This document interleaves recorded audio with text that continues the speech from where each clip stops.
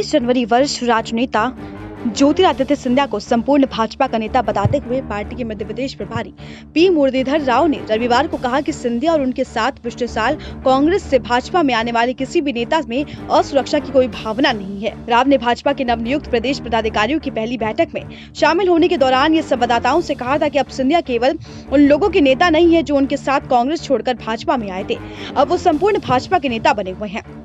उनमें या उनके साथ भाजपा में आए नेताओं में असुरक्षा की कोई बात नहीं है।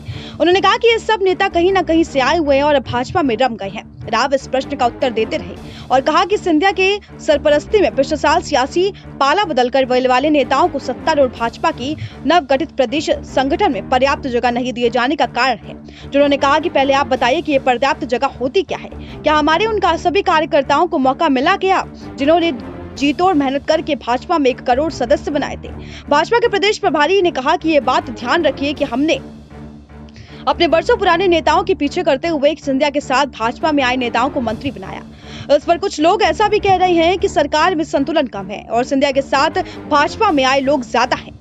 उन्होंने कहा कि दरअसल ये किसी भी नेता को भाजपा में कम या ज्यादा तवज्जो दिए जाने का मुद्दा नहीं है। गौरतलब है कि सिंधिया की सरपरस्ती में कांग्रेस की 22 बागी विधायकों के विधानसभा से त्यागपत्र देकर भाजपा में शामिल होने के कारण राज्य के तत्कालीन कमलनाथ सरकार को मार्च 2020 में रुखसत खोना पड़ा था। इसके तुरंत बाद शिवराज सरकार चौहान के नेतृत्व में भाजपा सूबे की सत्ता में लौट आई।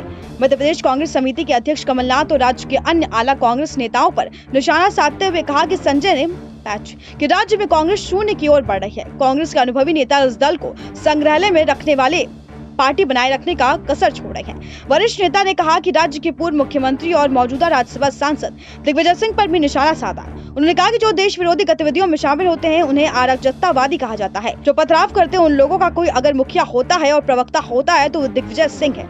नए कृषि कानून को लेकर भी किसानों की में भारतीय जनता पार्टी सांसद ज्योतिरादित्य सिंधिया ने कहा कि किसान भारत की विकास की रीढ़ की हड्डी है।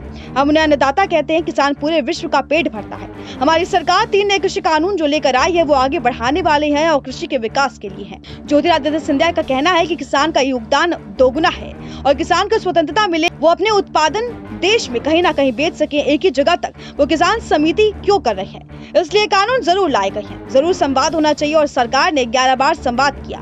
ज्योतिरादित्य सिंधिया ने कहा कि हम कानून को 18 महीने के पहले ही स्थगित भी कर सकते हैं, लेकिन अफसोस इस बात का है कि जिन लोगों ने ऐसे कानून की वकालत की है वो विरोध कर रहे हैं। अगर हम 2019 में कांग्रेस पार्टी का चुनाव मैनिफेस्टो देखें तो उसी पर आज भी अडिग रहेंगे तो आपका भी सम्मान। बीजेपी नेता ज्योतिरादित्य सिंधिया ने कहा कि कोरोना के मामले में देश के नेतृत्व सही समय पर निर्णय लिया। 1975 में ये इमरजेंसी लागू की गई, पूरे देश के जेल को रखना पड़ा था।